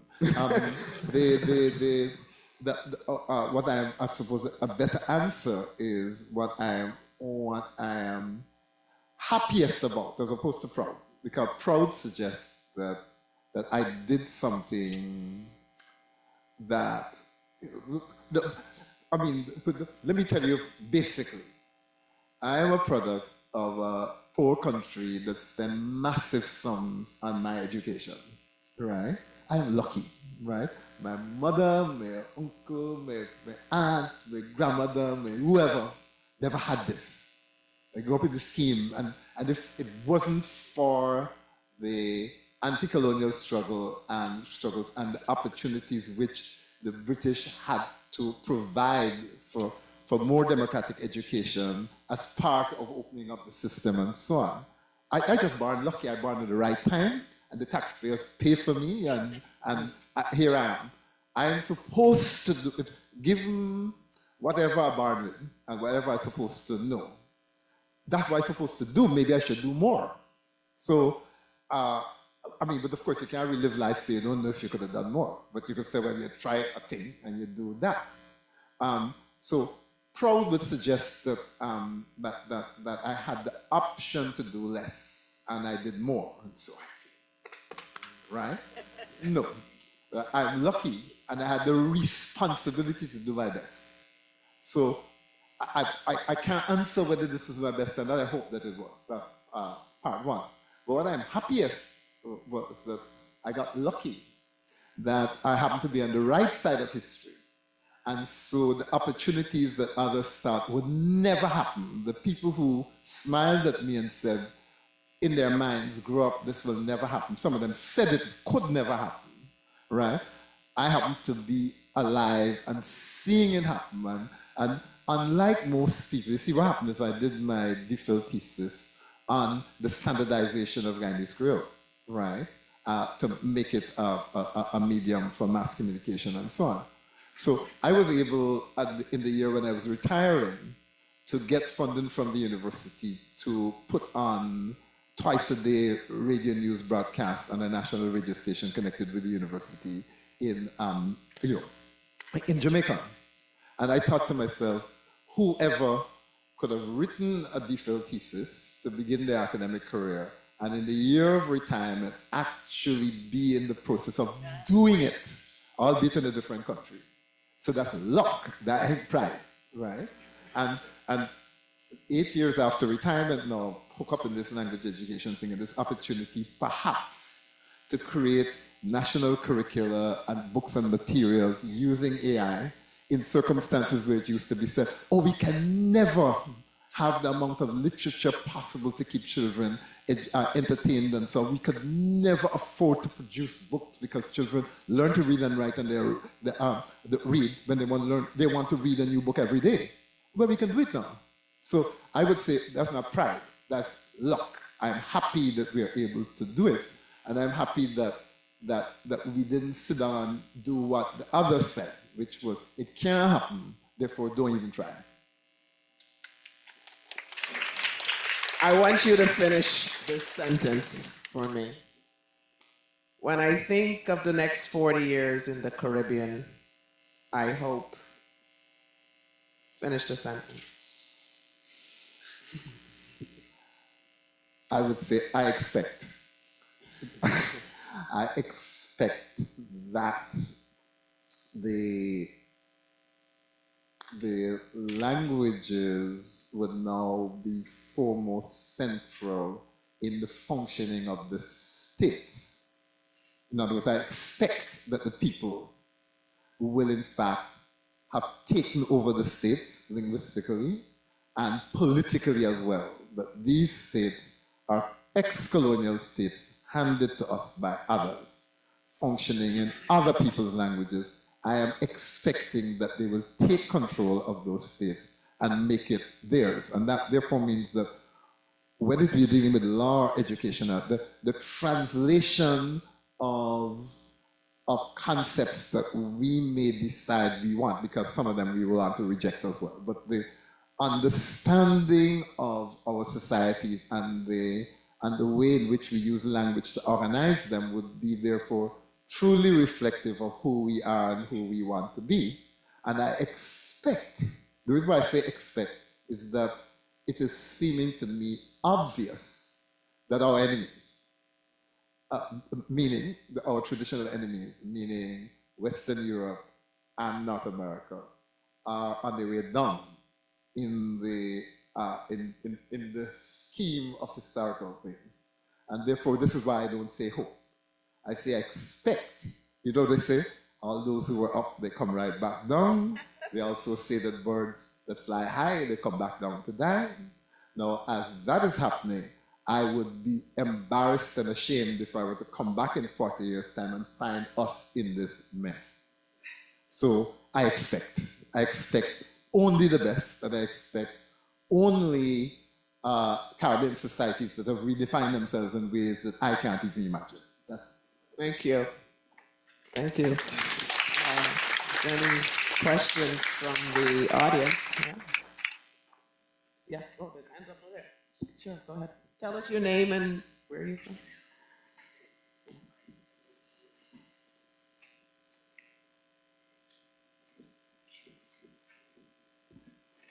So, as my family would say, hello, good evening.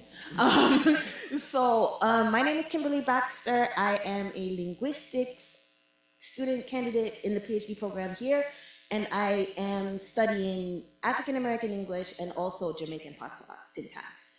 And it's been my experience as, you know, the youngest family member, the wash belly, who was born here, but I'm the only one who was born here. So I have kind of a view into both sides. And so going back to the music thing that you had mentioned, so hip hop has a similar issue where hip hop is worldwide and has been appropriated in a bunch of different places, currently K-pop as well. Same for R&B, and which means that because of this, African American English is also a worldwide thing. Similarly to how patois and reggae and dancehall are like worldwide things. But I don't think it's necessarily that the language was left behind as much as it is that in this particular art form and medium and register, it's not as tightly controlled by the elites that would be able to keep it out of the educational system. So my question to you is, do you see parallels or similar parallels between, you know, the efforts to get Patois, Jamaican Creole into education systems, like formally sanctioned by the state, similarly to how Haiti had done it. And the Ebonics thing that happened in the 90s, where, you know, the study supported it, the research supports it, and then, you know, there was all of this big hurrah about how horrible it is, and, you know, I remember the Martin Luther King ad and all the rest of this stuff. But now that it has been appropriated by Gen Z as Gen Z slang, all of a sudden you're starting to see it creep into corporate spaces, creep into education systems. All of a sudden you're starting to see more mainstream people using things like copyleft deletion, et cetera. So do you see more like parallels between the two situations?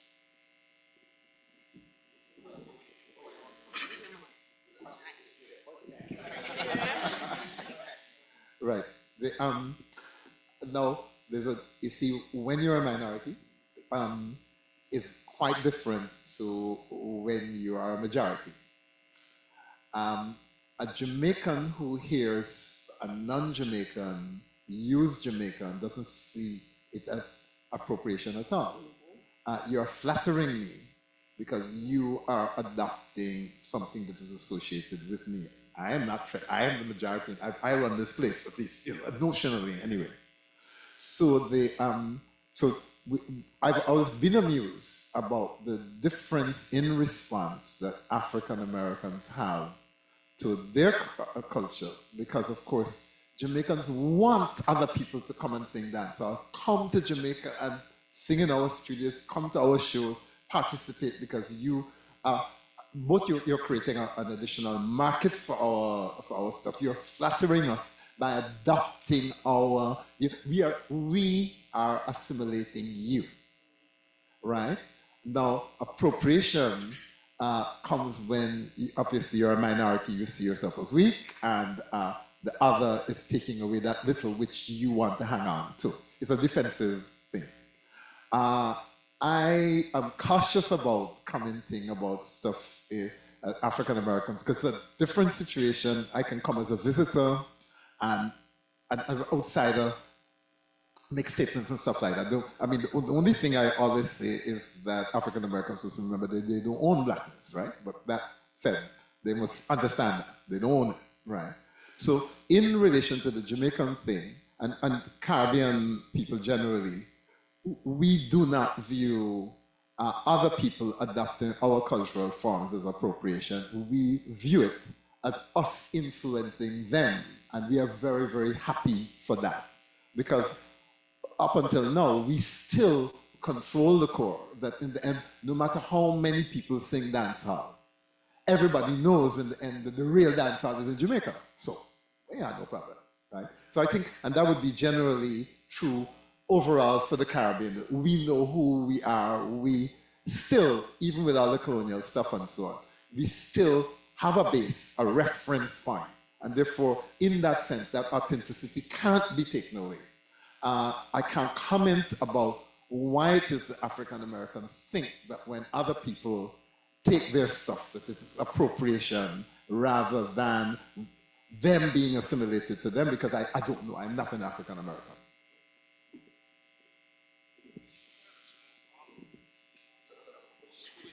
Follow-up, I would ask, I don't know, you might have, oh, my bad. My name's Gideon. I'm also a PhD student in the linguistics department. Okay. But I really just had a quick question, because you might have not a response to it. But I was going to ask if you think it would be a different experience for Jamaican musicians in the UK, for example. Like, or if they might have more of a sensitivity to, like, British people talking like them or using their... Like, I'm just curious. You might not know. Well, I mean, I know a little bit more about, I think I know a little bit more about the UK than I know about the US and so on. I don't think so, because again, even those Jamaican musicians or Jamaican connected musicians operating in the UK know that they are not it. It's Jamaica that is, right? So they're still deriving their authenticity from Jamaica. So my sense from interaction and so on is that I haven't found that when Black British people talk about Black British English being used by non-Black British people, it is usually in the sense of, look, they are acknowledging how great we are, not that we are losing. That's my sense generally, you will get the one or two people talking about appropriation and so on, but I would say generally, because of the nature of the fact that there is still a root in a nation state someplace else, that it still looks like they're flattering us rather than they're taking away from us.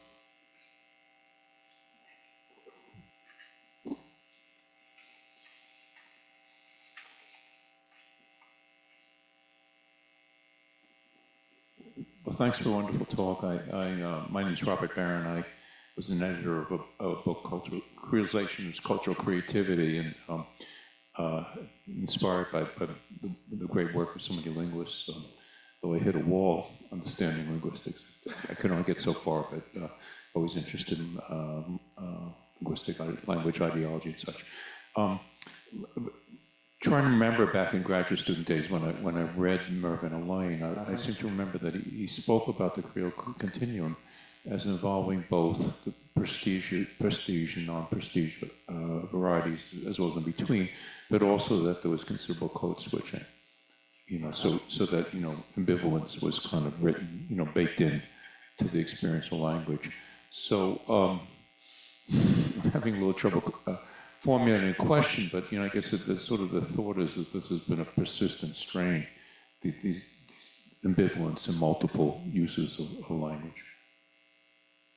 Okay, now I would say code switching only occurs amongst people who are able to code switch. This is the critique of the linguists of that time, right? People do vary, but this is where the concept of conquest diglossial comes in, right? Now, in a typical diglossial like Switzerland, for example, there are domains where you use Swiss Dutch, Schweizerdeutsch, I think it's called, and there are domains where you use Standard German. And in a sense, everybody will know when to use what, and they will use it accordingly. That's a typical diglossic situation. In conquest diglossial situations like Haiti and Jamaica, on the other hand, only the elite can do the code switching because only a tiny percentage of the population have the education in the H language, in the high language, to be able to engage in that code switching thing. The vast majority of people are not educated or traditionally haven't been educated and don't have access to the H language. So in the classic diglossial situation, everybody is switching. In our situation, only the elite switch. Right. So the typical standard behavior right now in Jamaica on the radio is that somebody would come on and speak very excessively English, and then suddenly switch.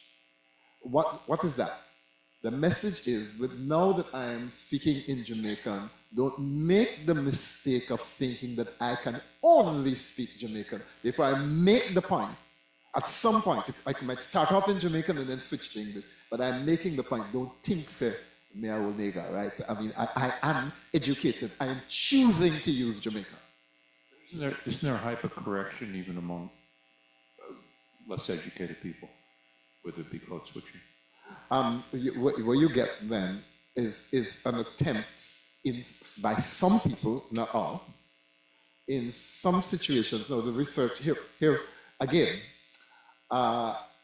it's a lot about time. You see, the alien stuff 60s and what's actually taking place now is rather different. So that the work of, say, somebody like Killian Walters, who looks at what happens when people phone government departments and talk in Jamaican. They get service in Jamaica, right? In other words, the government workers do not speak to them back in Jamaica. They make them feel bad. In other words, they signal that they do a status thing.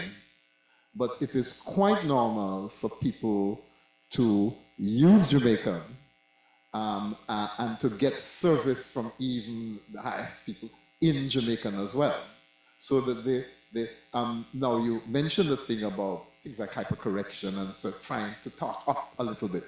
Yes, you talk up a little bit, but you're not talking English. You may put on a H where H should not go and so on and so forth. But you don't have the capacity to effectively code switch. You may be expressing linguistic insecurity. Here's the situation. The 1960s and 70s when Alain was writing are now totally different.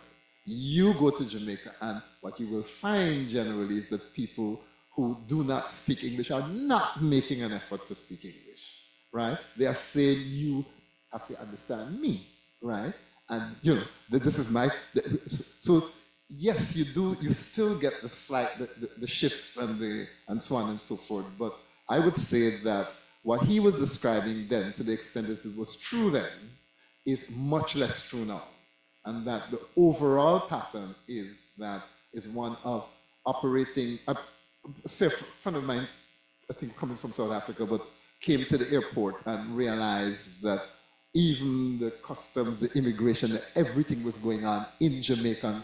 That's the way it is now. It wasn't in Marvin Alain's time, right?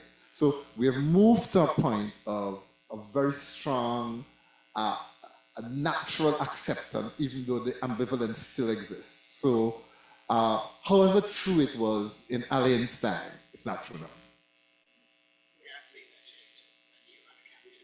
Oh yes, I had a colleague, another linguist, Ian Robertson, who was a student on the Moda campus in the 1960s, and he was there in the 2000s, walking around, and his jaw is dropping. He said, "This campus changed."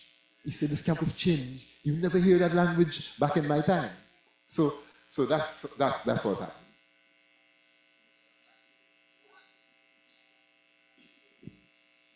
Which one?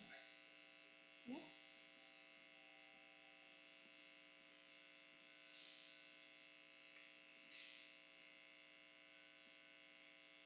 I know you in front of me as well. Good evening. Hello and good evening. Also, Wash Belly, last of the family.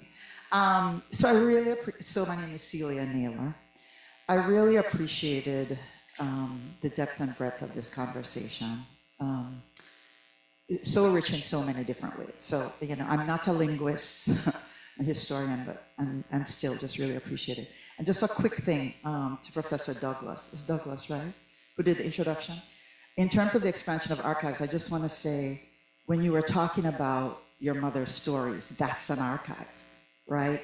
So the importance of recognizing that too. But I'm curious, Professor Devonish, whether you see a difference over the last few years and decades in terms of teachers being more receptive to including Jamaican patois, Jamaican Creole, Jamaican language, in integrating that more fully and robustly into the curriculum. And I mention that because in 2020, my mother's last visit to Jamaica, we were at the pension office, and usually I'd go back and forth, but she was there. Everybody was speaking patois. And she was like, she worked for a couple decades in the income tax office. She said, this would never have happened, right? While I was, you know, working in income tax, and could appreciate the difference, you know, even at 90, could appreciate it.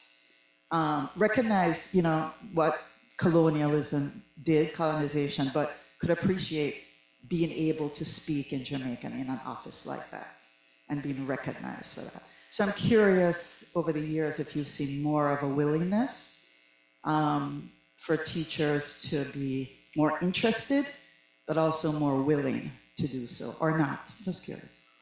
Yeah, so the answer is, well, back in 2004, when the ministry said to us, we will give you permission to run a bilingual project, but you have to find the schools and you have to find the teachers, right? They also said that basically that if things went public and stuff like that, and there was a lot of public criticism, they would say they don't know us, which was part of the deal, right? Yeah, because you have to provide them with political cover. No, right. But anyway, they said, go ahead, right? And what we were surprised was that we were knocking at open doors. We thought that we had to persuade schools to come on board and teachers to come on board. They were volunteering. In fact, even after we had got 4 schools on board, a 5th school volunteered. Now, other things happened that caused us not to go through with those schools, but but it wasn't for lack of willingness on the part of the schools and the teachers themselves. And well, Joseph Farquharson, who is the coordinator of the Jamaican Language Unit, can talk about all the teachers who contact the JLU all the time for support because they want to implement. They're not even aware of the national curriculum, but they want to be used in Jamaican and they want literacy in it and so on. So there is that is not to say that everybody wants it and we don't know if, but what I would say is that if 70 to 80% of the population, let's say 70% of the population are in favor, and even if the teachers are more conservative, and it's only 50% of them, I would say that there's a considerable cohort of people who are willing to implement. That's one. And that if we can handle with sensitivity, now you see the trick here, the mistake, this is now talking as a language planner, you read all the situations.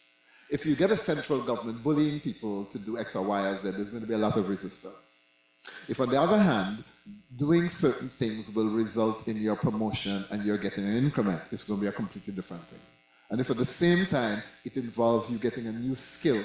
Now, what's happening is that the teachers are going to be interested in being trained as bilingual teachers because it will make them internationally, because there's a huge out-migration to the United States, right, of teachers. And you imagine them being able to come and say, I'm trained as a bilingual teacher. So we don't have no problem, right? We have a package which is advantageous for the teachers, which allows them to sell themselves as bilingual educators in a global market. So why the hell are they not going to go along with us? So this is the thing.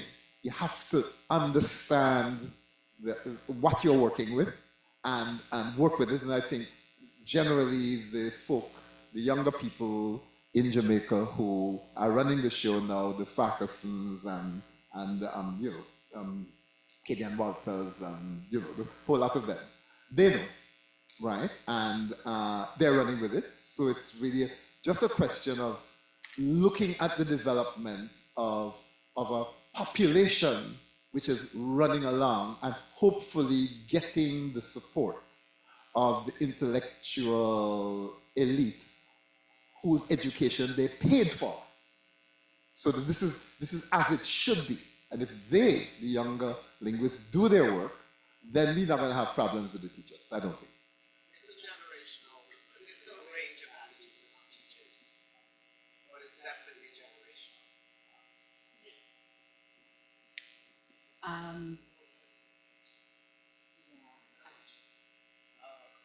Wait, go on, because we're out of time. Oh geez, all right. Let me just pick up Professor Devonish. You were my lecturer at UWI a long time ago. You were a great lecturer. So I just really wanted to say it was a really wonderful talk. I just wanted to get your thoughts on the current generation and what you see. I know Professor Nero spoke about 40 years in the future, but then inputting the language in education, I think is a great investment that happens over time, and the investment, and you will see returns on that investment in decades to come. What about the attitudes or the social attitudes of people today when Creole seems to be something that is done, of course, among the working class, but it also seems to be such an aspect or an entity that is performance-based. And I'm saying that in regards to perhaps a few years ago, a parliamentarian did her speech in Creole, and it seemed very performative. Even though she was talking about real substantive issues, it seemed very performative at the time. So I really wanted to get your thoughts on the current generation, on how we are today, and how we can change some of that social attitudes today. So thank you. Okay, thanks. Right. So the answer to that is that right now, you have to start with the performative, because if you are not accustomed to doing something, you have to plan to do it, and you have to come and so on. So it's a natural progression that the first acts of use of Jamaican in those formal situations are going to be performances. People will overdo it, they will mislead it, and so on. Because we've been trying in the case of radio news broadcasting to have the broadcasters not perform the news, and so on. It's a hard thing. So the answer is, yes, a lot of it is performative, but we have to get there before, and over time, we will normalize it, and when it gets normalized, it will kind of calm down again. Okay, right. Yeah, right. A huge round of applause.